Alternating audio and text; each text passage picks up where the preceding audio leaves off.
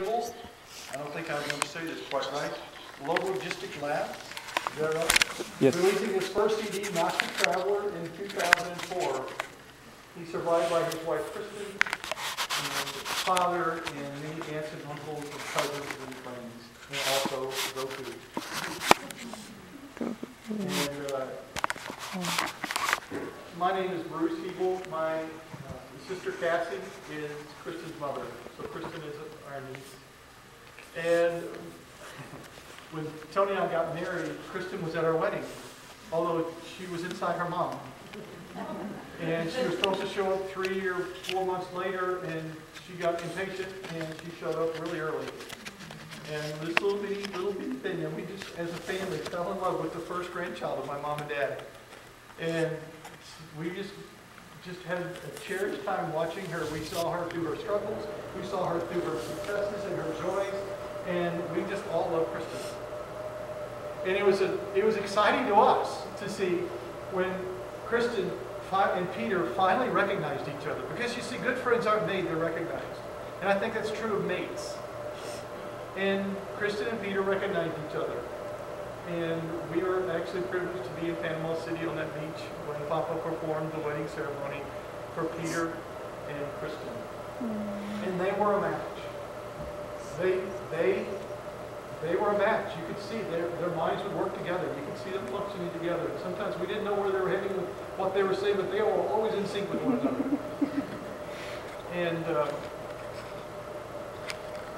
unfortunately for us, we live in Atlanta, which means we didn't get to spend as much time around Peter as we would have liked to.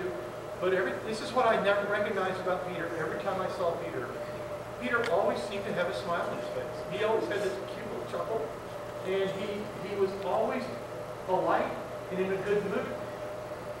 I knew he had health issues. I knew he didn't always feel well, but his face never said it. We heard it from other people. Yeah, Peter's not feeling well. He went home early or whatever. But he was always a joyful young man. He always had a cute little quip, or he something going on. He always was very polite and kind. He loved music. He loved our family. And here's what I also know, because I know my dad, that before he could have married Kristen, he would have had a conversation about the passage in John that I talked to you about the fact that the only way we get to God is through Jesus Christ. And my dad had to be completely convinced that was true, or you weren't going to get near his granddaughter. And so we know that Peter understood that. So we know that anyone who understands that, and anyone who puts their faith in Christ, when this time comes, it's a good thing for them, but not so much for us, because we have to live in the absence. So we're just, as a family, we're so blessed that Peter was a part of our family, and he became a part of the family. He wasn't the nephew-in-law, he was the nephew. And these precious couple. He had a lot of influence in a lot of people's lives. He had some really good friends. And we know three of his friends want to share something. So we're just going to ask you to come here, and I'm going to kind of hang around. And Adam, where's Adam? If you'll come and share something about your friend Peter.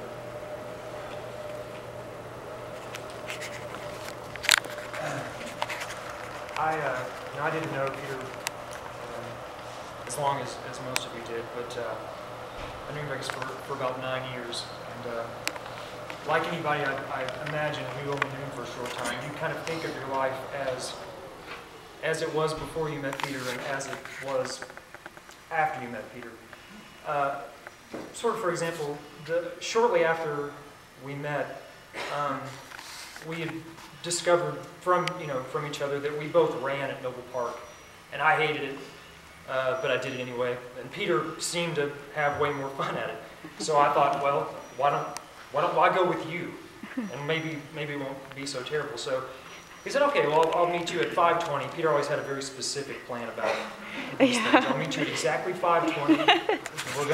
We're gonna start, and of course he had the course mapped out again, part of the plan. So we start running. And he runs us out the backside onto whatever that, like Hinkleville Road or something, and there's traffic and everything, and a shoulder this wide, and I'm like, where's this guy taking me? But shortly thereafter, we cut over to the levee. It's unmowed, the grass is this tall, we're running through it. I'm thinking, all right, I've made a mistake here. And so, I don't know, 50 yards down the levee, Peter just bolts off down the right into the woods.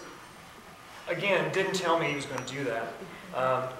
But I followed him for whatever reason. I guess I trusted him that much. So anyway, we run off into the woods, and he had found a trail through the woods. I don't know who made it, or maybe he made it, I don't know.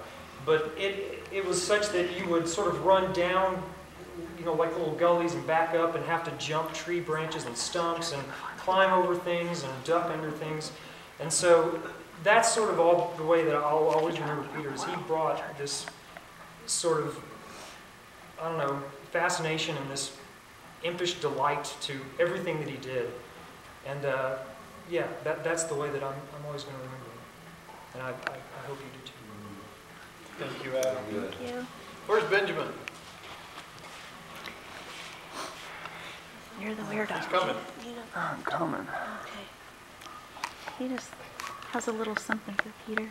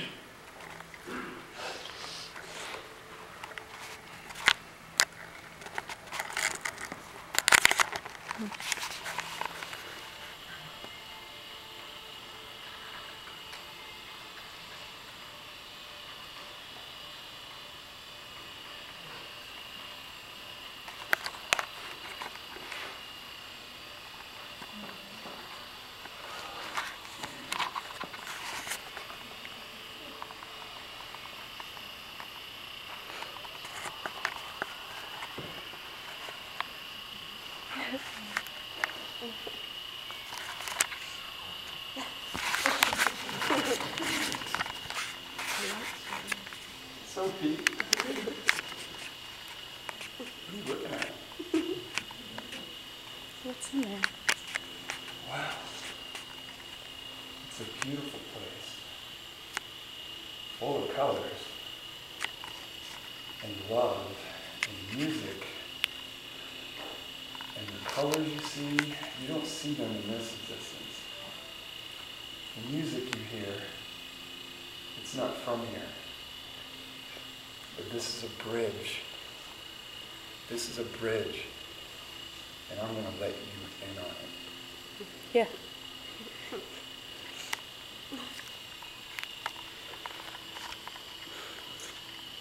Because I love all my friends. I love all my family. I love the world. And I can never get enough of it. But sometimes I hide from it. You know what I mean? Sometimes I go elsewhere. Where I go, you can go too, anytime. Anytime you're upset or sad or scared, you can go there.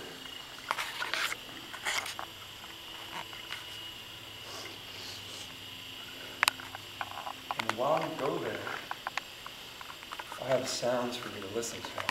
I have music to share with you.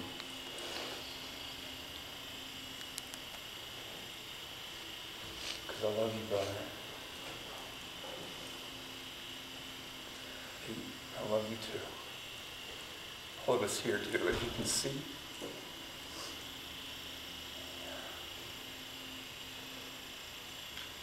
Peter, thank you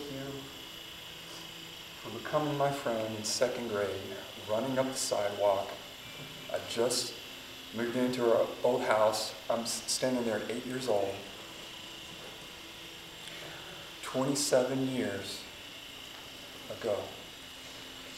A very profound number for me. And it always has been.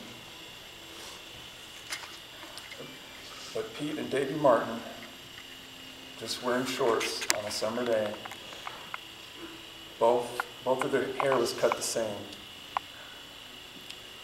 Ran up the sidewalk. I'm up on the porch, behind the storm door, and here they come running. I see them bolting down the sidewalk through the window, and I walk over to the door, and right as I turn to the door, I have my hand here, and these two little boys, looking for adventures always, they ran right back off, and I thought, who are those guys? They're weird. I want to meet them. So, Pete, you've infected me, and I love it. You taught me how to play. You would always drag me outside, but I wanted to play video games. It's like, Pinky, come on, dude. Let's go outside, let's skate. My dad bought some wood, let's build a ramp. One of the best summers ever. Jim, where are you? Yeah.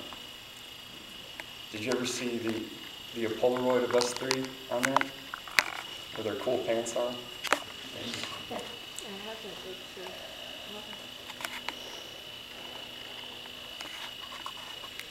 Pete, it's an honor to be here talking, knowing that you have so many other friends that can do the same thing.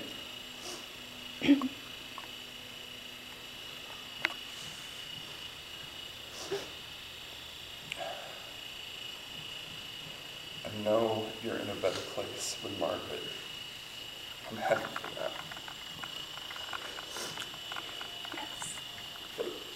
But like someone dear to me said the other day, I'm selfish and I don't want them gone.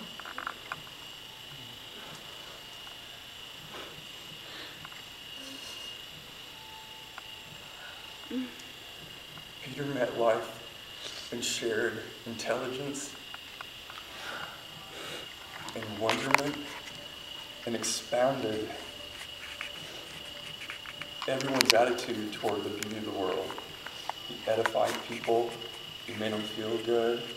Even in the midst of him feeling awkward, he would make sure that everyone felt comfortable in his house. Just like his parents. I always looked up to Margaret and Leon. They were my other parents. And I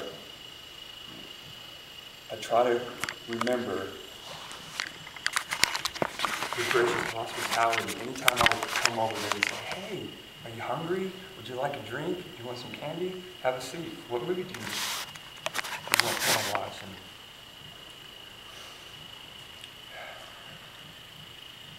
And that's how Peter grew up too. That's how he acted, and that's how he treated people.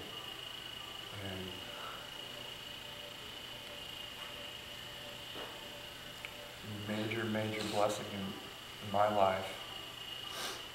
Even 1,000+ miles apart, he was always there for me and Shelley and all of his friends. He was always eager to share new music.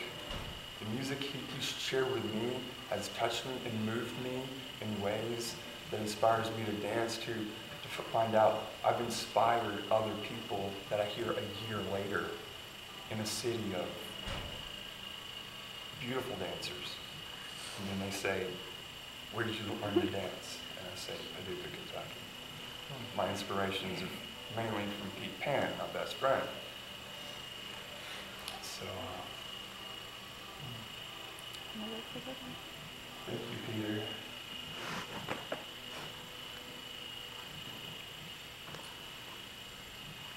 I promise